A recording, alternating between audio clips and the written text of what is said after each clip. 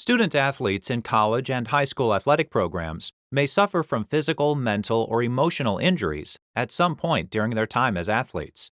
Let's look at whether schools have an institutional duty of care to protect student athletes from these potential injuries. In 2011, Kyle Cameron was a freshman member of the University of Toledo football team.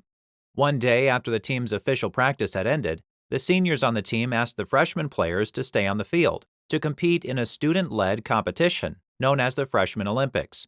During the competition, the senior students asked the freshmen to dunk a football over the crossbar of the goalposts.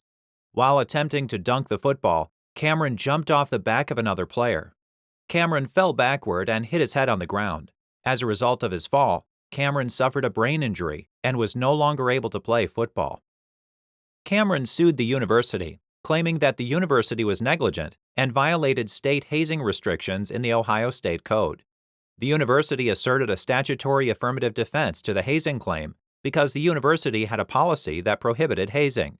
The university provided evidence that all of the senior players had signed a form to attest that they had read the university's student-athlete handbook.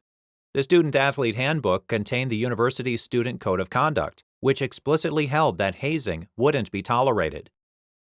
In this case, the Ohio Court of Appeals ultimately held that the university wasn't liable for the hazing claim because the university was actively enforcing its policy against hazing when Cameron was injured.